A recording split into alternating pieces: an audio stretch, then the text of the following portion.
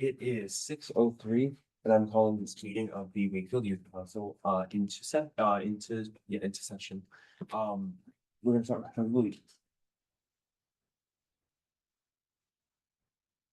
Allegiance to the flag of the United States of America and to the republic for which it stands, one nation, under God, indivisible, with liberty and justice for all.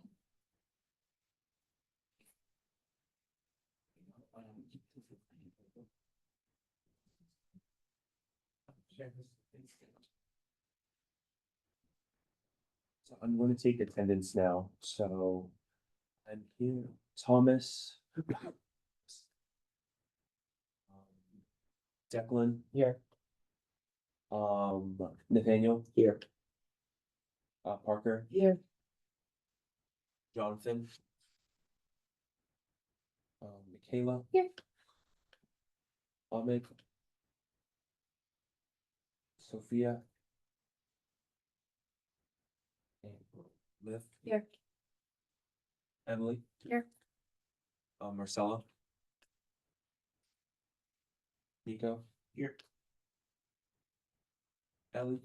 Here. Laurel. And Ava. And she said she would be absent. All right. Thanks for being here. All right, so we will get started with the municipal voting age reduction initiative. So first, I'm going to do a presentation of the survey results that was sent out to the high school. I have a slideshow prepared to kind of walk us through those results. And then we're going to, I sent the report to everyone. That was all the research that everyone worked on. I'm going to open that up for a vote to accept that report, so that way that can become like public. So yeah, so that way we can like accept it. We accept what's in that report, and how it was compiled. And then we're going to move to voting on whether we want to proceed with this towards the town meeting. So that's the way that it's going to follow through. And then whatever that outcome is, we'll then carry into next term. Okay, so I'm going to start sharing the presentation. Can you let me share my screen, Liz? Try.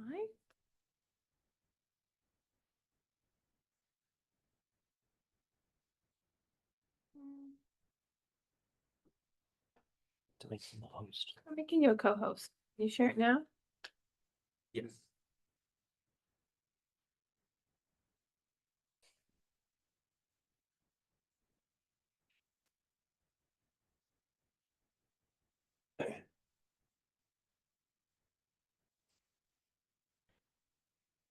All right, so this is the presentation of the youth voter engagement survey results from the high school. So as part of the municipal voting introduction initiative. All right, so as the background, this was the information that we collected from this was done from May 27th to June 15th. And it's from Wakefield High students grades 9 through 12. And the information that we collected is specifically meant to convey these voting habits of either youth voters or non-voter youth that will soon be able to vote in the coming years. And this is used to gauge our level of interest, support for reducing the municipal voting age as it ties into the larger initiative that we're working on.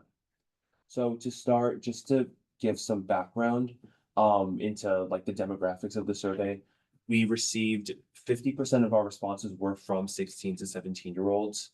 And then 34% were from 15 or younger. And then the smallest group was that 18 or older, which is the only group that can actually vote at this time. And so to start off with the specifically 18-year-olds and older, those that can actually vote, we asked, are you registered to vote? And over half of them said, yes, they are registered to vote and they know that they are.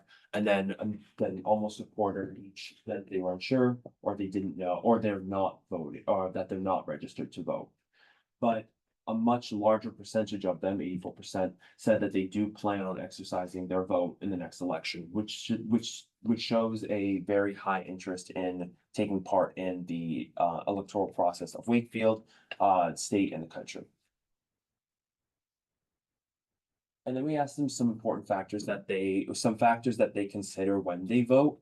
And we kind of broke these down along the lines of how much support that each of these different factors got. So the way that it was formatted in the form was that there were all these boxes that anyone could select as many as they wanted that they felt that they agreed with was something important that they considered. So overall, we got the sense that a sense of civic duty, understanding the candidates and offices up for election, and interest in the election outcome were the most deciding factors across the board when someone goes to vote in that 18-year-old or older category.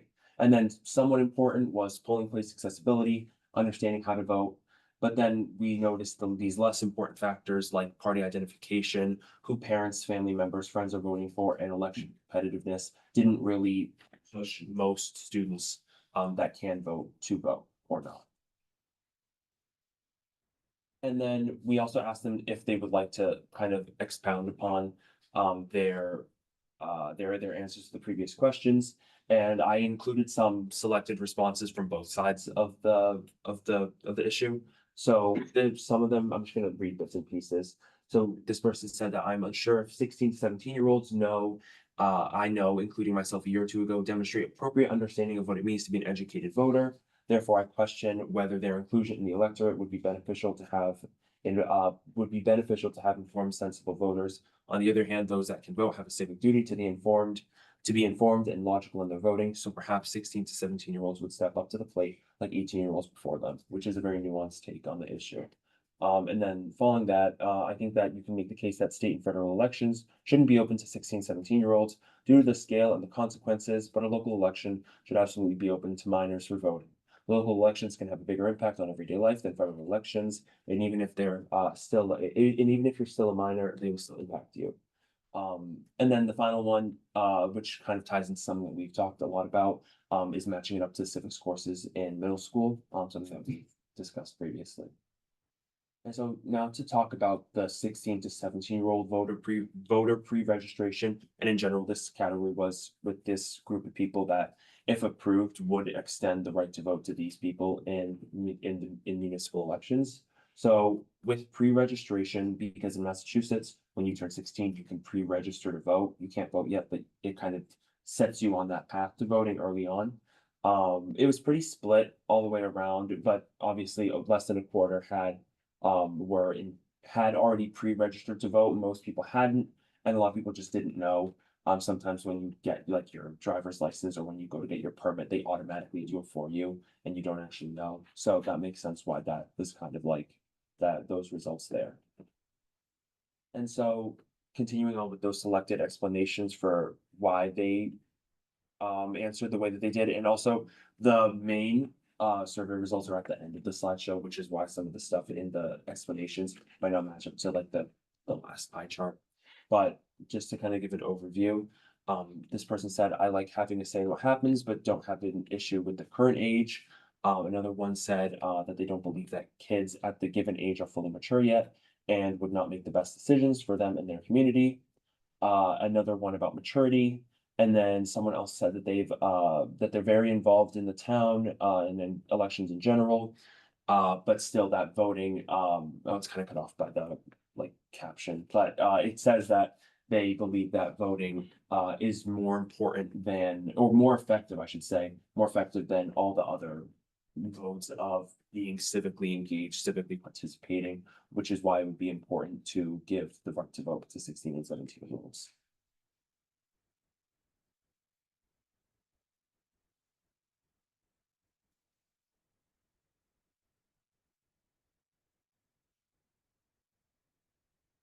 Not updating on the.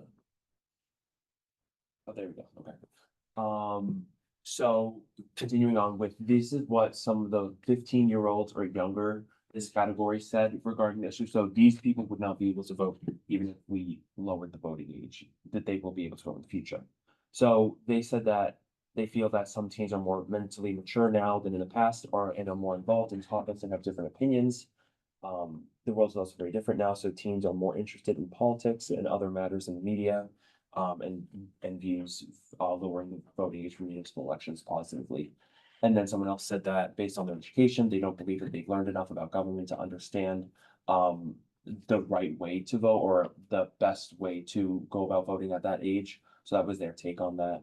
And then another one said that they believe that all people, no matter their age, their opinions matter just as much as anyone else's. And for that reason, high school students, which in some cases are more educated than people give credit for, deserve that role as a voter, specifically for 16 and 17-year-olds.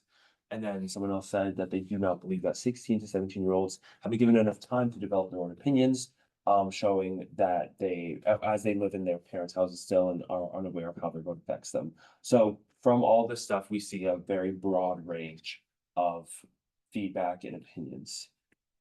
And so then we asked, each category, we asked them, do you believe that 16 to 17-year-olds should be given the right to vote in municipal elections? And so across the board, it was very, very fragmented, right? Well, I shouldn't say fragmented. It was very like split down the middle, really. Between the blue is yes, the red is no, and the orange is undecided, right?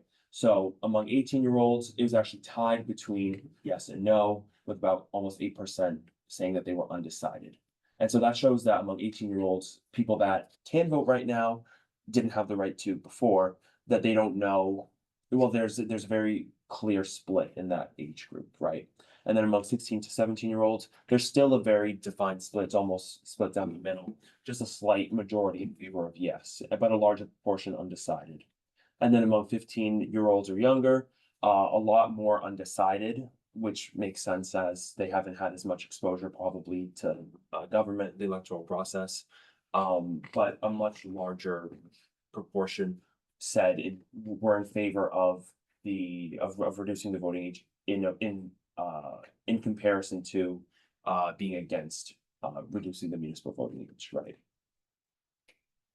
And then we also asked them, as a 16 or 17-year-old, would you have exercised your right to vote if you were 18, or if you are currently 16, 17-year-old? If given that right, would you use that right? And then if you're 15-year-old or younger, as a 16 or 17-year-old, would you use that right if it was given to you in municipal elections? And this one was more interesting because it showed across the board a lot more people, even if they didn't know that 16 or 17-year-olds should be given the right to vote in municipal elections. The solid majorities in each age group still believe that they would exercise that right to vote, right? Even among 18-year-olds, which was the most in opposition group, right? We still see a 50% majority say that they would have used that right in municipal elections. And then much larger majorities in the 16 to 17-year-old category and 15-year-old or younger categories, which with about 80% in each. So it shows that there's a lot of different opinions on this issue overall, but at the same time, people would use that right, or at least they say that they would use that right if it's given to them. And that's the results of the survey, so. So, does anyone have any questions, any comments on the survey or the results? Yeah. So I saw in the survey, like it said at the beginning, it said like there's only 170 responses. So like, what about the kids that chose not to respond? How do we know that they're gonna choose not to vote, or they are gonna choose to vote? Yeah, that's a good point. So we don't really know because we're not always gonna be able to get everyone to respond to these forms, especially it's like towards the end of the year, so people are kind of schooling days. But I think that's a really good point to make sure that we understand that the sample size, even though we got 170 responses, which is a great number, it's still not representative of the whole youth population of Wakefield, right? We would need a lot more responses to truly get an accurate sampling of Wakefield youth interest in this. That's a really good point that we don't really know how the other larger majority of people that didn't get to this form feel about this. Anyone else have any comments, questions? For me, I remember when I did the form, honestly, I can't remember what exactly I said for everything, but I do remember being really confident about if when I was 16, 17, it was a right to vote, I would have voted. And I feel like it was really encouraging for me to see that high number there because I feel like it shows a level of like responsibility and a sense of like civic duty and engagedness within all of those groups, like collectively. So I feel like that's really encouraging for this project. I completely agree with you, especially since it was very interesting to see that among the 18-year-olds, the number one factor that they decided was the most influential in making the vote was that sense of civic duty. And that's interesting because it also kind of contrasts with that maturity issue a lot of people brought up in their answers. And that kind of contrasts with the fact that even if people aren't mature, they still have that sense of civic duty and they still would go out and vote if they're given that right too. Almost like they're more mature than they even To give expect themselves to be. Yeah. We'll also say with the maturity thing, I do tend to wonder, like, yes, 16 to 17-year-olds may not be as mature as, let's say, 18-year-olds or 19-year-olds, 20-year-olds, etc.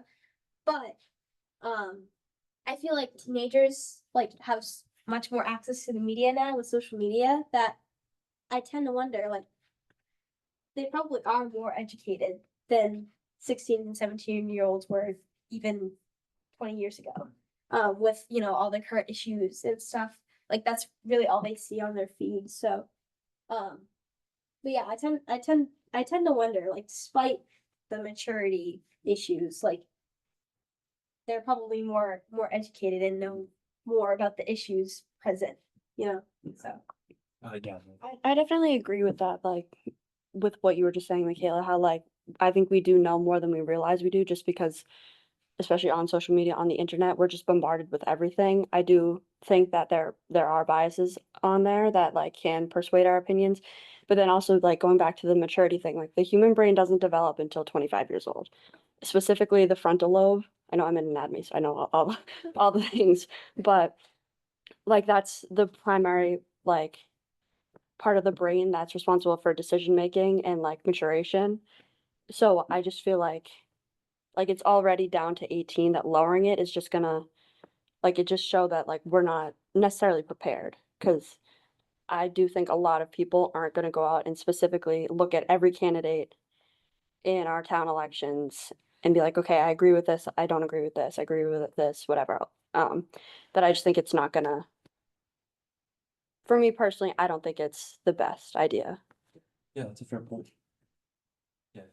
So similar to like driving a car, 16-year-olds, you know, they to learn how to drive a car, it does take a certain amount of maturity because it can be dangerous. So while public policy can have like, you know, changes to local communities, it doesn't have that same like urgency and safety as driving a car. So it does like bring up the question of like, do teens know like how much, like, you know, like the influence that they're having, because it's less obvious. So it would there be a way to maybe have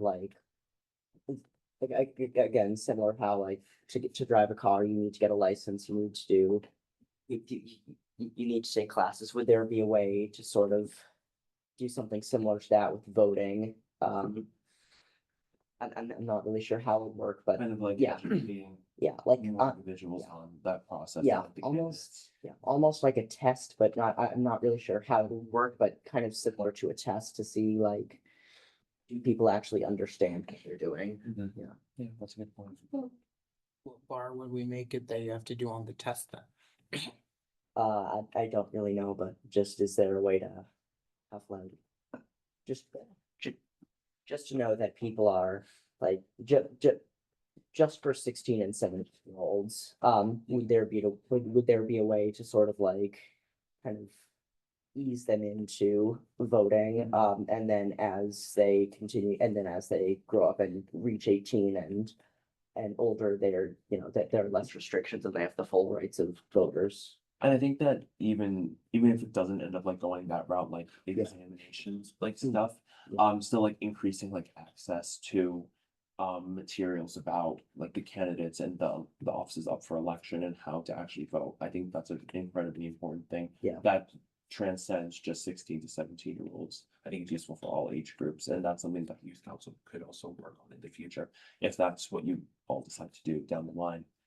Yeah, but- I think that if we do end up lowering the voting age, it does, like, we kind of already touched on this earlier, but like implementing it into like every history class where at some point in the year, there's an assignment, like maybe like close to elections, there's some sort of assignment where a teacher has, like, it doesn't have, they don't have to like read through it and know like your personal political views, but like to show that you can go out and do the research on your own. And then like, if they think that you've done palpable research on each of the candidates and like you either like come up with a pros and cons list or like I agree with this and I disagree with this, something like that, just to show that you have the ability to do it. I think that's something that would be necessary. I like. Yeah, Parker? I don't know if there's a way, like if they have this, but is there like, could we create like an online database for all the candidates and like their views on certain issues? Yeah, that's, Like, I'm not sure if they already have that or not. I don't think that there is something like that, but that would be very useful to everyone. Some way to educate people and have the candidates present themselves that is easily accessible. I think that would be really useful. It's definitely something you could bring up with the town too. Piggybacking off that.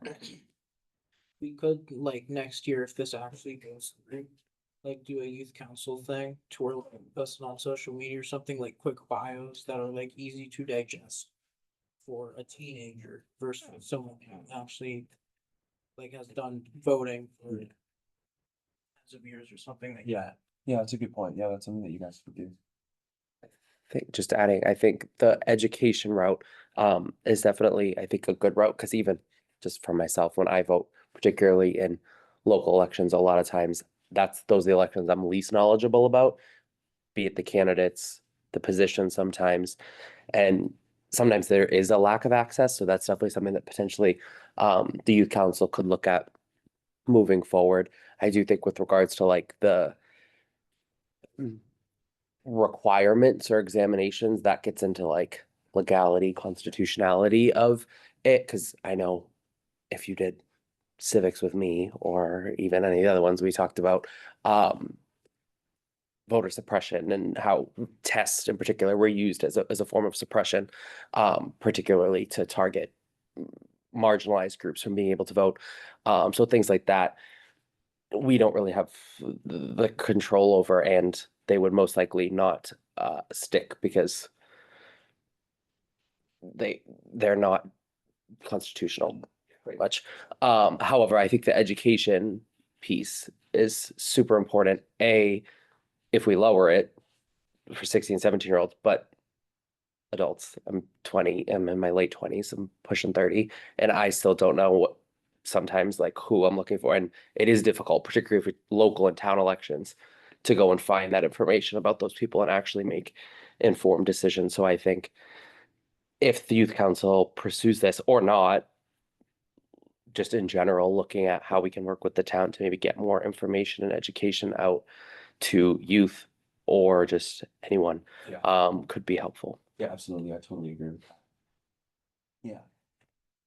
So I feel like for 16 and 17-year-olds, we don't necessarily need to do like tests or anything, but that was just an example, but any sort of some kind of like balance so that so that we know kids will actually, use this, or like if they actually like not to test if they know, but just make sure that they are prepared. Not just as no, yeah, not to like suppress them, but just to like as a resource rather than a like constraint.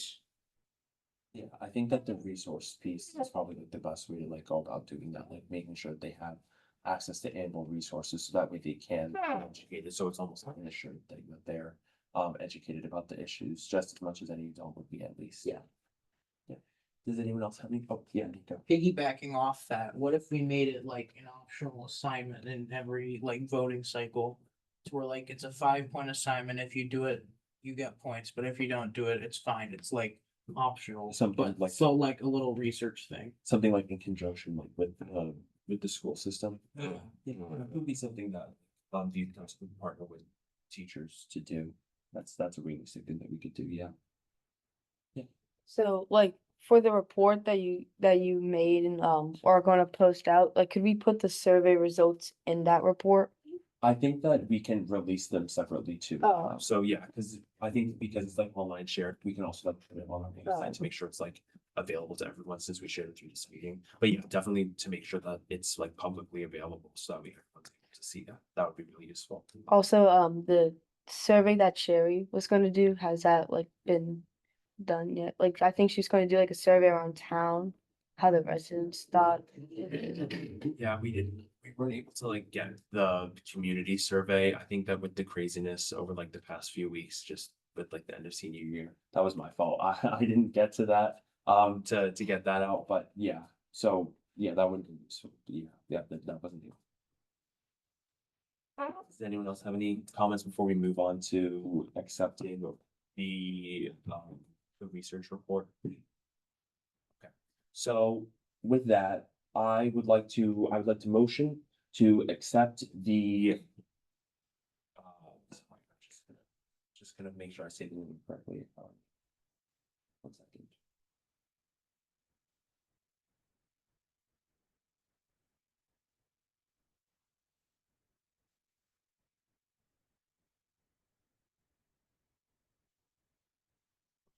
All right, so I would like to motion to accept the Wakefield Youth Council research on reducing the municipal voting age report, and release it publicly. Do I have a second? A second. I'm going to call, oh, is there any discussion? Seeing none, I'm going to call down to roll. Myself, yes. Declan? Yes. Nathaniel? Yes. Parker? Yes. Michaela? Yes. And Liv? Yes. All right. Accepted it. All right, so now with that, I'm going to move on to specifically moving on to the last stage of this phase of the municipal voting age reduction initiative.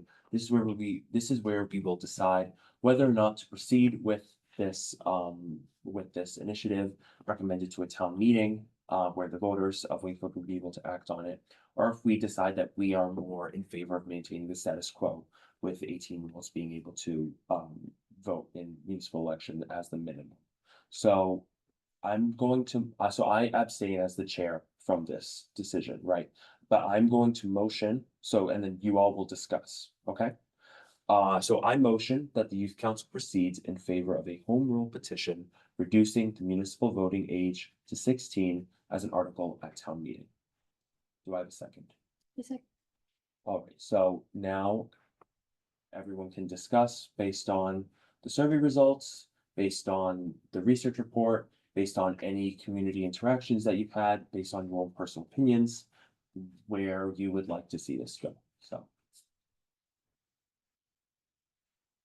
I thought that was really interesting in the report was that was the fact that like 16-year-olds can pay taxes, and I think that shows like a level of maturity. And I think if you're having that kind of like economic involvement in the community, and as well as like the report showed people who were like talking about how they were involved in the community in other ways. And I've known people in high school who are really involved in the community service, and in our town organizations we're all really involved in the community in the town.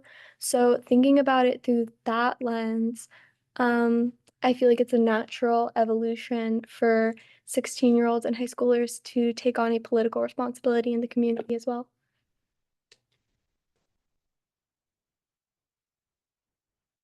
I think I'll also say, think it's, I think it's a good idea. I think if, I think we should also have time to prepare resources to help kids understand and prepare them. Yeah, like I was saying to Mr. Collins, not constraints, but more resources to help. Yeah, I would say as long as we're just doing this carefully, so as 16 to 17-year-olds are educated when they're going into, voting, not just on the candidates, but how the process of elections work and stuff like that. Like if we really focus in on the education factor of it, of educating, 16 to 17-year-olds before they vote, then I feel like it could go well.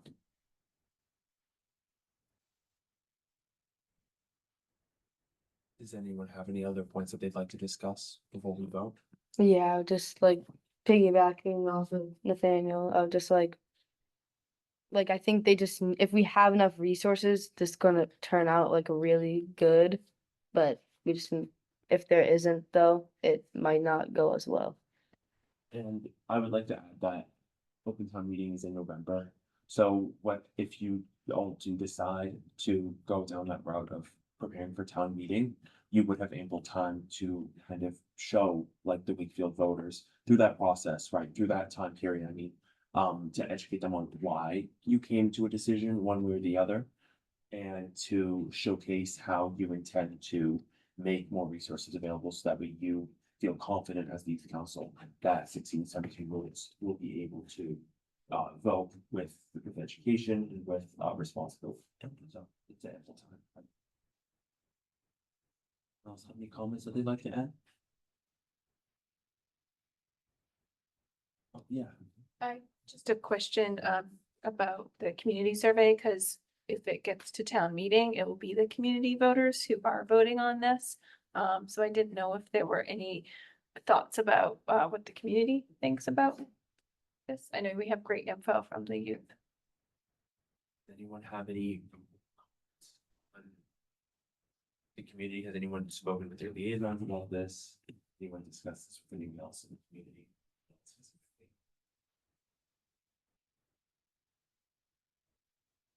So I can add something. So when I was at my meeting with, Chairman of the Town Council, Lake McLean, I did bring this up, but this was a while ago before we had even like started researching and everything like that. And he indicated that the town, so he wasn't in favor of one way or the other. He was just like strictly neutral on this, right? But whichever way that we decide to go, the town council would help us in that process, right? So the town council would lend us a hand with the open town meeting process, right? So if you were to decide to go down that route, right? Because I did reach out to Sherry Dalton at the town and alongside Tom Mullen, who's the town council. And that process of writing the article for town meeting happens in conjunction with youth council, right, and town council and him to kind of make sure that that process goes as smoothly as possible for us. So there would be a level of governmental support, right, structural support to what you would decide to do if that's what you decide to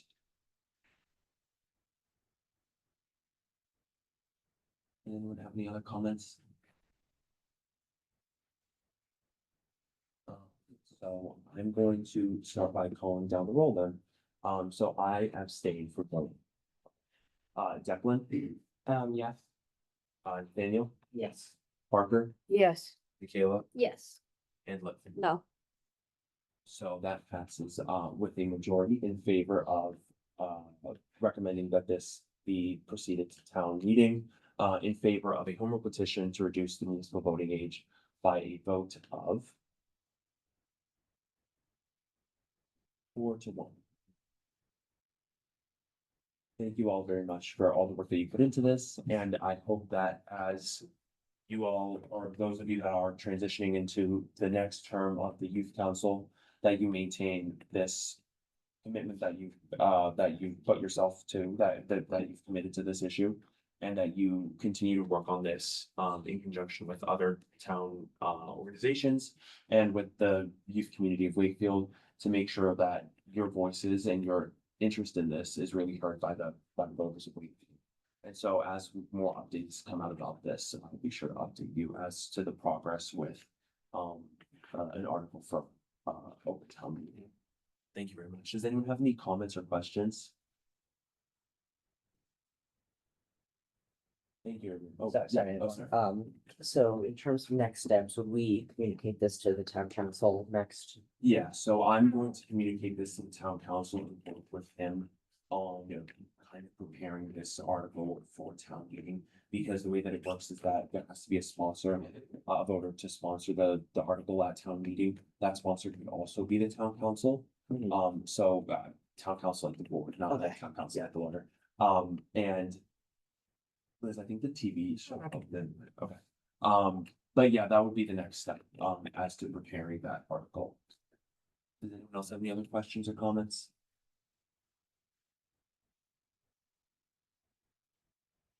So next is liaison updates. Does anyone have any liaison updates that they would like to share?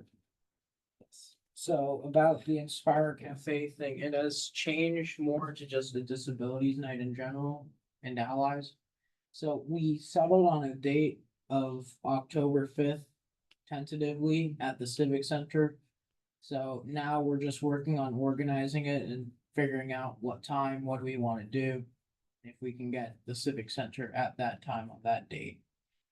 So that's actually all I have about it. Oh, that's great. Thank you for your update. Does anyone have any comments or questions for Nico? That's good that you guys are moving forward with that. Yeah, thank you, Nico. Please keep us updated as it keeps progressing. All right, so does anyone else have any liaison updates that they would like to share?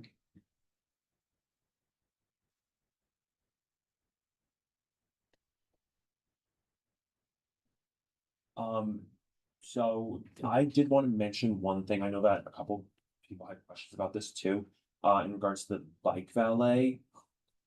Liz, do you wanna kind of share, or do you want me to? Matter, whatever you'd like. So yeah, so we were just talking about this, and so based on like a different issues with the bike valet, what we're going to do right now is not do the bike valet, or at least the youth council specifically not pursue the bike valet for this summer, because we've just ran into a lot of problems with it in the past with like volunteer staffing. And I know that we've also discussed actually implementing, or at least other boards implementing a like permanent bike rack at that location, which is a more long-term solution to people biking there, especially now with like the bike lane that's there, even if it's not like the original bike lane that was intended on North Ave. There's still some sort of bike lane there, and that would be beneficial to bikers that want to go to the farmers market. So I think that that's the best way to maintain the youth council's role in that without taking on a lot more that the council can actually handle, which is kind of what was happening in the past. Does anyone have any questions or comments on that?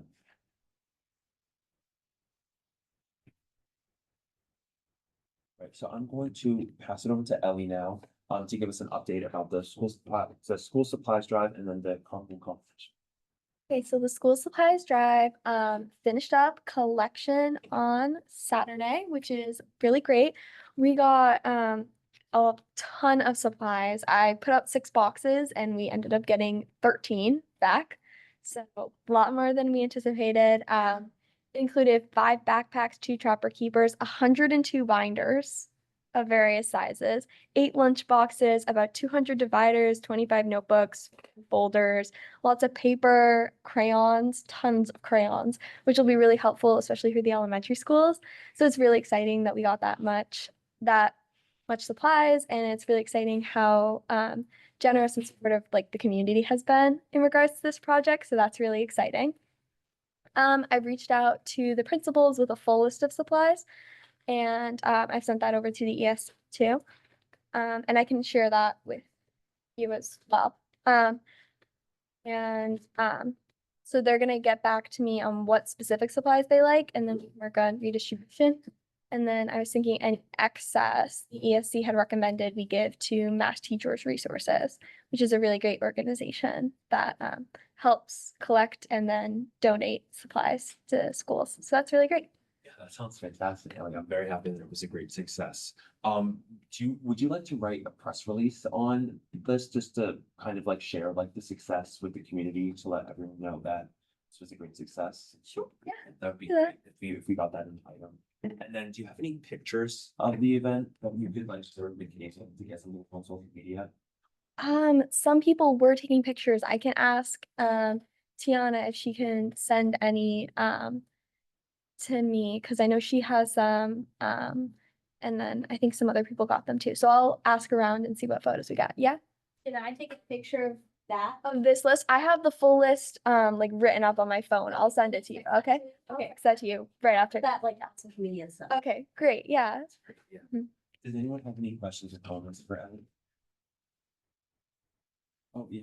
Oh, I wondered how the whole event went on Saturday. It went really great. Yeah, we got a lot like more supplies than I was expecting. I knew that there was one individual who's dropping off like 50 or so binders, But I was really surprised at all the other people who showed up who like I didn't know or who hadn't reached out to me prior, but heard that I was at the event with the school supplies.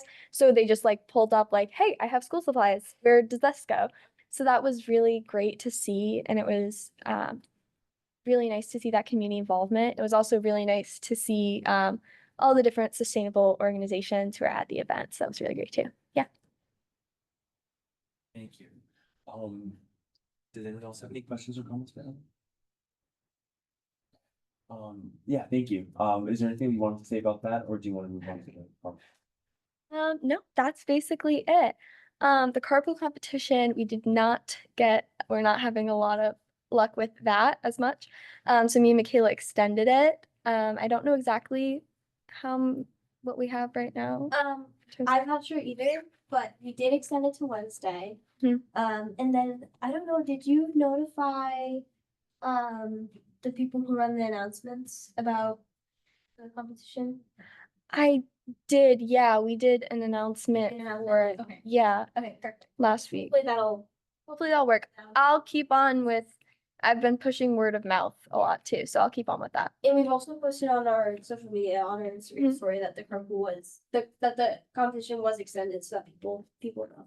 So if you're at the high school and you know people who carpool, please tell them to go fill out our form. Yes. 2 seconds. Yeah, thank you. Does anyone have any questions or comments? Yeah, thank you very much, Alex, for all your hard work. It's great. Appreciate it. So I'm gonna pass it over to Kayla, for any social media updates. Yeah, so we did post about applications for the youth council regarding middle school seats, because I know we still have some middle school seats open, so I posted about that.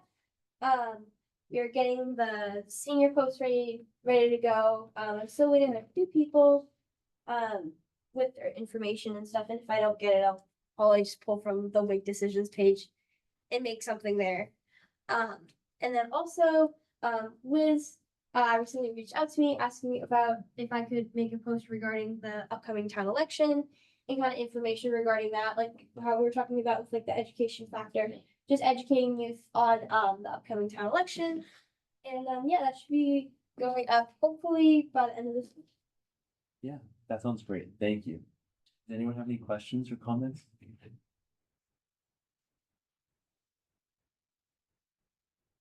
So, now we're going to move on to the discussion of the end of the 2024-25 term and upcoming 25-26 term. So first of all, I wanted to thank everyone for all their hard work that they've put into youth council over this last term. It's been greatly appreciated and has been well recognized by so many people in this town. So I hope that you all know that you're making a real difference in this town through the work that you've done.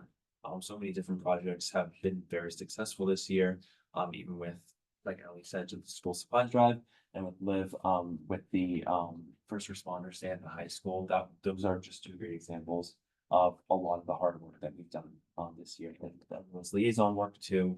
It's been incredibly successful, I believe. Does anyone have any comments that they'd like to share based on how this term went? Any suggestions too? And that's what else I was going to say. Any suggestions on ways to improve as we go into the 2025-2026 term, especially for those that of you that are returning? I feel like a little bit more of a set schedule would be helpful, because that way people can block out time way more efficiently. If they know that this is happening now and this is happening now. And hopefully with that, we could also make it bi-monthly, Mhm. because I feel like we could get a lot more done. Especially with like the voting age reduction stuff, if we did it bi-monthly.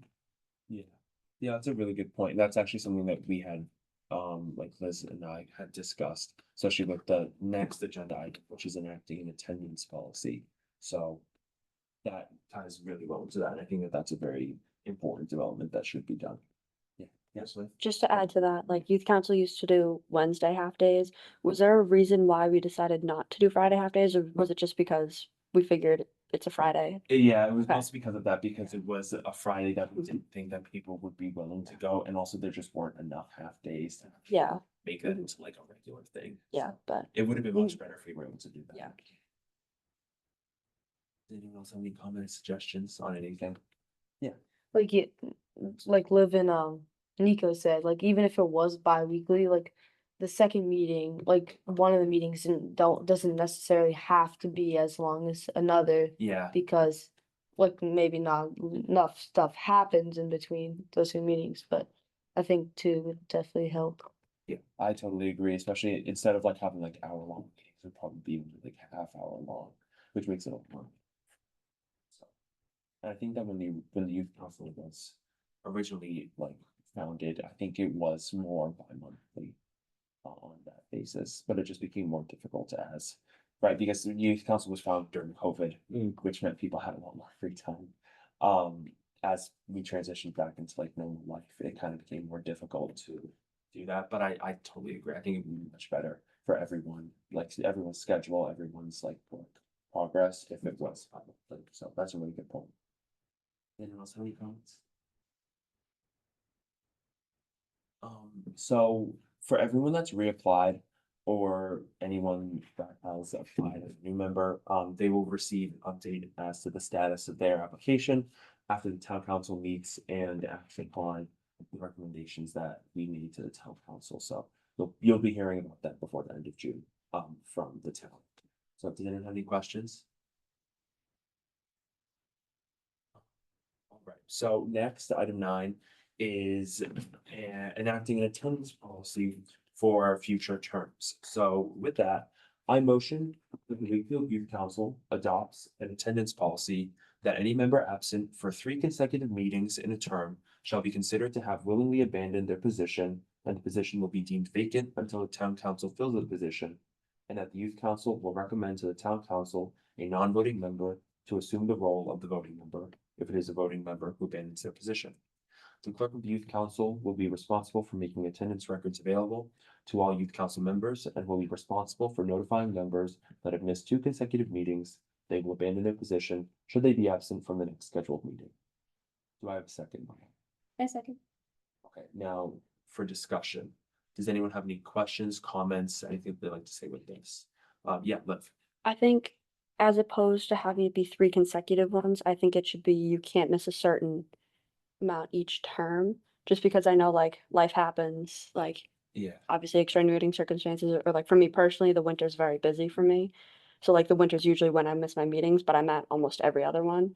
So instead of all right back to back, missing them, like if it's 3 or 4 for the entire term, I think that would just be a better solution to that problem. Okay, yeah, that's a good Yeah. point. We had 10 meetings this term, Mhm. so I think that like that still makes sense, right? To like do Yeah, like individual, like not consecutive, right? Because it's Yeah. still like you get like a larger percentage, like you know what I mean? Mhm.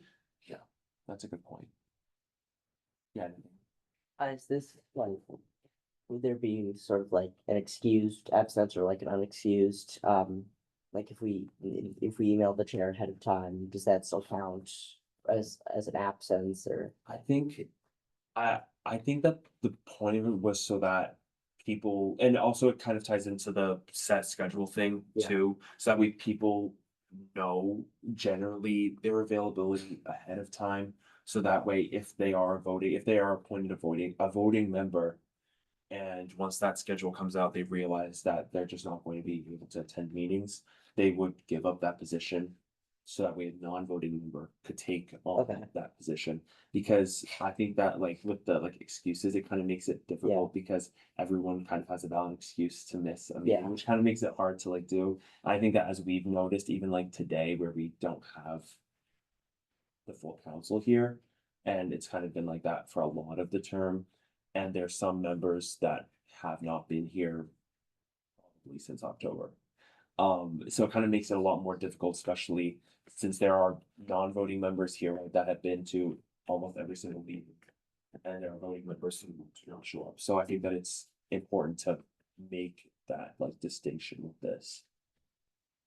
I am agreeing with Liv's point that especially if we're doing bi-monthly meetings, I think granting people grace with non-consecutive but don't miss a certain percentage of meetings is like the best way to go about it. Cause then also if it's like someone's missing every other meeting, you're still holding them accountable. But at the same time, if someone has like a rough 2 months, Yeah. they're not like taken from a position that they might otherwise care about for the rest of the year. And I think if it moves to the bi-monthly model, Mhm. it would have to be changed, right? Because if you're meeting more frequently, Mhm. you're probably going to miss more meetings too. So I think that if that's what's ultimately decided, I think that you guys would revisit this at the start of next term, right? Because you can always amend this any way that you want. But would people prefer to do like individual meetings, right, rather than consecutive meetings? Is that something that most people agree with? Yes. Okay. So, yeah. Do you want to share what the current policy is? Oh yeah, so the current policy is in like the town handbook, so it's kind of what we based it off of. So the current policy is that if you miss 5 consecutive meetings, you are considered to have abandoned your seat, which is why we shortened it to 3 consecutive meetings. Does that kind of change people's thinking, or would people still rather do like the individual meetings, like miss individual meetings? Yeah.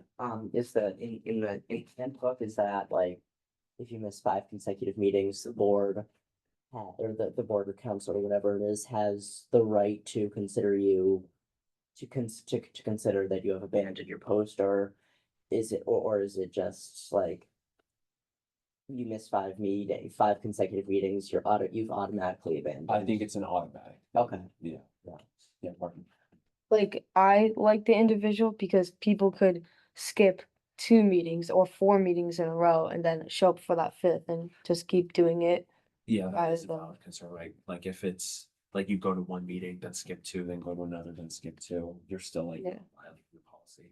Yeah, Just like the idea, like kind of going back to like me personally, like with my schedule, I know like fall and winter are busy, but like just because I might not be able to show up to the meetings, I'm still doing my part outside of it. Like I'm still meeting with my liaison, that just because just because hypothetically I missed 3 meetings in a row, like I haven't abandoned it per se. Like I think that if you're at least giving the chair updates, like even though I haven't been there, I have met with my liaison, I have talked with the high, I've talked with so and so, that would still be like acceptable. Like I think if we do consecutive, if it's like 3 meetings with no contact about like what you've been doing for youth council, that's one thing. And then obviously, like I still think there should be some sort of policy, even if you are doing things outside of youth council of like meetings, but just as like just an idea to throw out there. yeah, no, that's a really good point, yeah. I think that we could definitely do what Liv was talking about, but I think that there needs to be like a probationary thing. Like with that if you miss 3 or 4, that like you're under like, not probation per se, but like, Like almost like a warning. yeah, like a So, warning, but that's on the why- 4th, it's all out unless you can. Yeah, so that's why with the, like, part of it is that the clerk is going to make sure that everyone can see their attendance records. So that way they know how many meetings they've attended, and if they've missed 2 consecutive meetings, or if we change that, that they will be notified, right? That if they miss the next scheduled meeting, that they don't have been, that they will have be considered abandoned. So, yeah. Just clarifying, are they abandoning, like, you said that if it's a voting member, they're replaced by a non-voting member, are they abandoning their position as a voting member or as a member in general? I think as a member, I believe as a member in general. Okay. Yeah, Parker. Like we could probably do like if you miss 4 or 3 or 4, then it's like you've been abandoned. You have to abandon your role unless like extenuating circumstances like determined by the chair. Yeah, no, I get your position on that, and I think that the only problem with the extenuating circumstances is that there's always an extenuating circumstance Yeah. that prevents people from coming. But I do think that you make a valid point, like the 3 or 4 meetings, like overall. Does anyone have any comments or anything else that you'd like to say? So I just want to know, so are people more in favor of the consecutive or the non, or like just like 3 or 4 meetings overall? Okay. Yeah. So I would suggest if it's overall, if we had 10 meetings this year, right? I think that it would be best to have that as 4 non-consecutive meetings, because that way you're still making sure that people are there at least 60% of the time, right? So, and that's also something that could be and that's with this model that we're on right now. If you guys choose to move to bi-monthly next year, you can always revisit this and amend it. That mean, like with you say, if like we have 10 meetings, you're allowed to miss 4. Does that mean you can miss 4 and then you just can't miss another one after that? Or is it once you hit 4, you're done? Once you hit one. Yeah. Does anyone else have any questions? So, did anyone have any comments or questions? But we need to like amend the motion. Yeah, so if you don't want the consecutive meetings, vote no on this, and then I will re-motion with the 4 non-consecutive meetings. Okay, so I'm just gonna call down the roll for what I said with the consecutive meetings, so if you don't want that, just say no. Okay, so myself, no. Declan, No, Nathaniel, no. Parker, No. Michaela, No. and Liv. No. So now I'm going to amend the motion and with what you all just said. Okay, so I motion that the Wakefield Youth Council adopts an attendance policy that any member absent for 4 meetings out of the total meetings in the term shall be considered to have willingly abandoned their position, and the position will be deemed vacant until the town council fills the position, and that the youth council will recommend to the town council a non-voting member to assume the role of the voting member if it is a voting member who abandons their position. The clerk of the youth council will be responsible for making attendance records available to all youth council members and will be responsible for notifying members that have missed 3 meetings that they will abandon their position should they be absent from the next meeting. From an additional meeting. Are there any comments, questions on that? So now I'm going to call down the roll. Myself, yes. Declan, Yes. Nathaniel, Yes. Parker, Yes. Michaela, Yes. and Liv. Yes.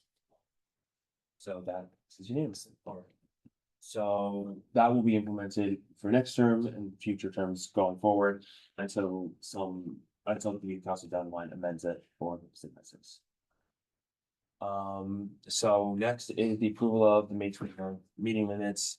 Thomas is not here. I don't have those meeting minutes, so I guess at your next meeting in the fall, you have to approve those meeting minutes. Okay, so does anyone have anything else that they would like to say before we adjourn? I just wanted to say, I've been on the youth council since it was like a thing, like when it was first like created. And I just want to say thank you to all of you for like taking part in this. I don't know, the youth council has been really important to me. And I'm really happy that I've been able to be chair these last 2 years and have these 5 years of experience on the youth council and just to the town of Wakefield. I'm really grateful. I just wanted to make sure I said that. So yeah, thank you all. Thank you. Okay, so do I have a motion to adjourn? Motion. Do I have a second? A second. So myself, yes. Declan, Yes. Nathaniel, Yes. Parker, Yes. Michaela, Yes. Liv. Yes. All right. Thank you, everybody. Yeah. Thank you.